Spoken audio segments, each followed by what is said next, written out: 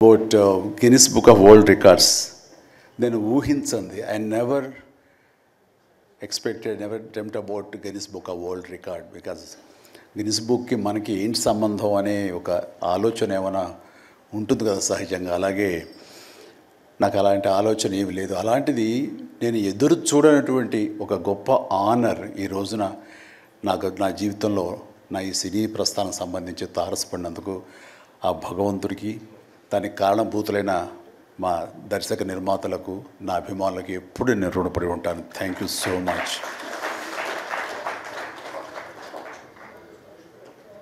నాకు డ్యాన్సెస్ మీద బహుశా నటన కంటే కూడా ముందు నుంచి కూడా డ్యాన్సెస్ మీద నాకున్నటువంటి ఇంట్రెస్ట్ ఈ రోజున ఈ అవార్డు వచ్చేలా చేసిందా అని నాకు అనిపిస్తుంటుంది. ఎందుకంటే ముందు నటనకి శ్రీకారం చుట్టే కంటే ఓనమాలు దిద్దుకునే దానికంటే నేను ఫస్ట్ డ్యాన్స్కి నేను ఓనమాలు దిద్దానేమో అనిపిస్తుంటుంది. నా చిన్నప్పుడు మా చుట్టూ ఉండే వాళ్ళని ఎంటర్టైన్ చేయడం కోసంగా ఈవినింగ్ అయ్యేసరికి అప్పట్లో ఉండే వివిధ భారతి కానీ, లేకపోతే శ్రీలంక సిలోన్, రేడియో సిలోన్ కానీ, వీటిల్లో వచ్చే కొన్ని తెలుగు పాటలకి అదే మాకు source of inspiration. Recording songs అవి రావడానికి అప్పట్లో గ్రామ్ ఫోన్లు కానీ, టేప్ రికార్డులు కానీ ఇవన్నీ కూడా ఉండే పరిస్థితి కాదు ఆర్థికంగా. అలాంటి వారానికి ఒకసారి రేడియోలో ఎప్పుడు పాటలు వస్తాయా అని అందరూ ఎదురు చూసేవాళ్ళు. రాగానే శంకర్బాబుని పిలవండి, డ్యాన్స్ వేస్తాడు, మనల్ని అలరిస్తాడు అని వాళ్ళందరూ ఉత్సాహంగా ఉంటే వాళ్ళ ఉత్సాహానికి నేను మరింత ప్రోత్సాహంగా తీసుకుని దాన్ని డ్యాన్స్లు వేస్తుండేవాడిని. అట్లాగా అవి డ్యాన్సులు అంటారా, బాడీ కదలిక అంటారా ఏమో తెలియదు, ఒక ఎనర్జీగా అవి ప్రజెంట్ చేయటం అనేది ఒక్కడే తెలుసు నాకు. 7th class, 6th class, 8th class ఆ ప్రాంతంలో. ఆ తర్వాత ఎన్సీసీలో చేరిన తర్వాత ఈవినింగ్ క్యాంప్ ఫైర్ టైంలో అందరూ ఎర్లీగా భోజనాలు కానిచ్చిన తర్వాత తిన్న 70 ప్లేట్లు మన అల్యూమినియం ప్లేట్స్ వాటిని తిరగేసి దరువులుగా డప్పులుగా వాయించుకుంటూ అప్పుడు కూడా డ్యాన్స్ వేస్తూ అందరిని ఎంటర్టైన్ చేస్తూ ఉండేవాడు. ఆ రకంగా డ్యాన్స్ అనేది నాకు ఇష్టమైనటువంటి ఒక నా అంతర్భాగం అయిపోయింది. అలాగా డ్యాన్స్ నేను వేరుగా ఎప్పుడు చూడను, ఎప్పుడు హుషారు ఉన్న అసలు అందుకంటే ముందు లేచిపోయి డ్యాన్సెస్ వేయటం అనేది మ్యూజిక్ అనుగుణంగా బాడీని మార్చుకోవడం జరిగింది. అంటే ఫస్ట్ పిక్చరు నేను వెళ్ళినప్పుడు అక్కడ సరదాగా నా రూమ్లో నేను డ్యాన్స్ చేస్తుంటే నా కోస్టార్స్ ఆర్టిస్ట్ వాడు చిరంజీవి డ్యాన్స్ వేస్తాడు అని అంటే అవునా అని వాళ్ళందరూ చేయాలంటే అందులో సావిత్రి గారు ఉండేవారు, రోజారామణి, కవిత ఇలాంటి యాక్టర్లు అందరూ ఉండేవాళ్ళు, నరసింహరాజు ఇలాంటి వాళ్ళందరూ ఉన్నప్పుడు వర్షం పడుతుంది. ఒక పంచలో డ్యాన్స్ వేయాల్సి వచ్చింది. అది ఈస్ట్ గోదావరి రాజమండ్రి దగ్గర ఒక పల్లెటూళ్ళలో. ఆ పంచలో జల్లు పడుతూ కూడా మొత్తం తడితడిగా ఉండింది. అయినా సరే డ్యాన్స్ అడగడం పాపం ఎవరైనా సరే వెంటనే ఎలాంటి ఇన్హిబిషన్ లేకుండా చేయటం అనేది నాకు అలవాటు. అలాగే టేప్ రికార్డ్ డ్రాయింగ్ చేసి అప్పట్లో డ్యాన్స్ చేస్తున్నాను. మధ్యలో కాల్జర్ కింద పడిపోయాను. పడితే అది కింద పడిన తర్వాత ఆపకుండా వాళ్ళందరూ అయ్యో అన్నారు. అయినా సరే దాన్ని నాగిని డ్యాన్స్గా మార్చేసుకొని చేస్తే ఎక్కడ లేని అప్పలాస్ వచ్చేస్తుంది. సో అక్కడ చూసేటంటే ఒక కో డైరెక్టరు రాఘవేంద్రరావు గారి సారి మన క్రాంతి కుమార్ గారికి చెప్పడం, ప్రాణం ఖరీదులు వాళ్ళు బుక్ చేసినప్పుడు ఎవై భలే డ్యాన్స్ వేస్తాడు, భలే ఉంటే డ్యాన్స్ అని అవునంటూ నా క్యారెక్టర్కి అంతకుముందు ఎప్పుడు ఒక డ్యాన్స్ అనేది ఊహించుకోలేదు. సాంగ్ డ్యూయట్ సాంగ్ అని ఊహించుకొని వాళ్ళు ఒక ఎందుకు పెట్టకూడదు సాంగ్ అని చెప్పి నాకు ఆ సాంగ్ సిచ్యువేషన్ క్రియేట్ చేసి ఏలియల్లో ఎందాక అనే ఒక సాంగ్, అండ్ ఆ సాంగ్ నేను వేస్తే దాన్ని స్టెప్స్ అది వేసుకుని ఫస్ట్ టైం ఒక యాక్టర్గా నేను స్క్రీన్ మీద డ్యాన్స్ చేస్తూ కనిపించింది. అది దానికంటే ముందు మన ప్రాణం ఖరీదు పునాది రాళ్ళలో కూడా అలాగే ఫ్రెండ్స్ మధ్య డ్యాన్స్ వేస్తూ నేనే సెంటర్ ఆఫ్ అట్రాక్షన్గా ఉంటూ చేశాను. అలాగా నా డ్యాన్స్ స్కిల్ అన్నది ఎక్స్ట్రాగా నాకు ఒక బెనిఫిట్ అయ్యింది, నాకు ఎక్స్ట్రాగా అది ఉపయోగపడింది. తర్వాత అరవింద్ గారికి, జయకృష్ణ ఇలాంటి వాళ్ళందరికీ కూడా తెలుసు. అండ్ లింగమూర్తి గారు ఉండేవారు. ఆయన డిస్ట్రిబ్యూషన్కి చీఫ్. అప్పట్లో ఆయన రాగానే ఆయన ఏ ప్రొడ్యూసర్స్ని పిలుస్తారు, ఎవరి కథ ఓకే అంటారు, ఎవరికి డబ్బులు శాంక్షన్ చేస్తారని డిస్ట్రిబ్యూటర్స్ మీద ఆధారపడే రోజులు నిర్మాతలు.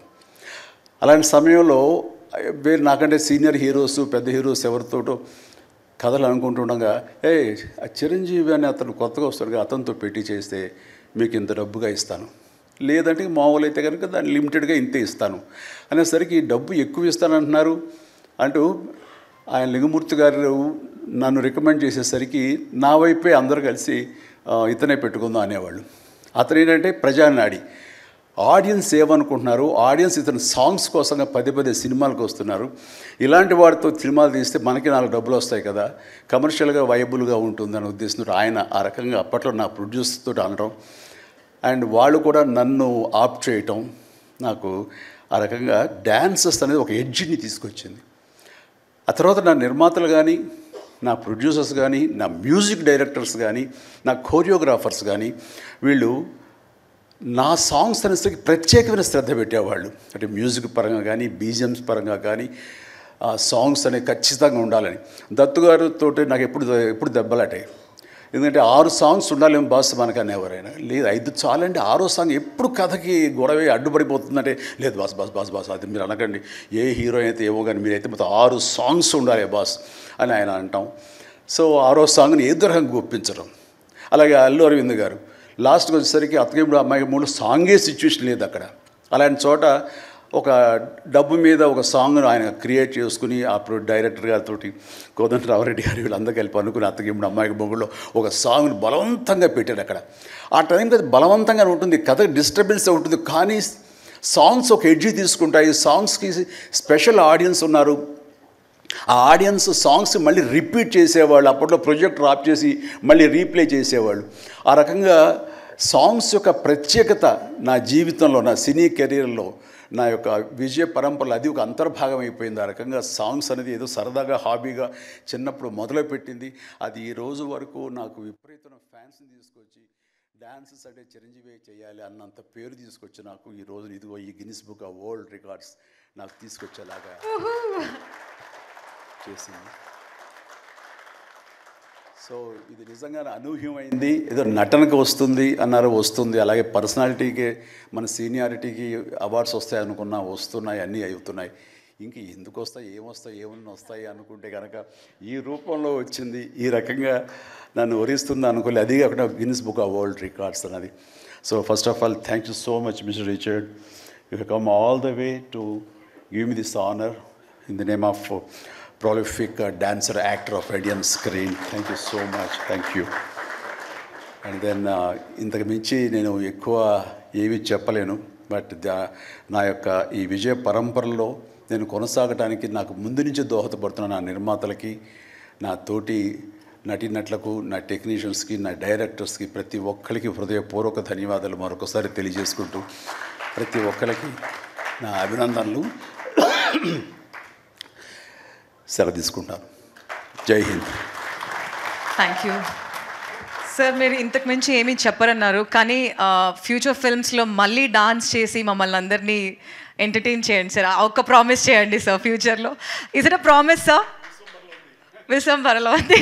Wow, that's amazing sir. ఇంకొక కోఇన్సిడెన్స్ మీరు గమనించుండరేమో, I know you're not feeling well. 22nd September నాడు సార్ యొక్క డెబ్యూ అయింది.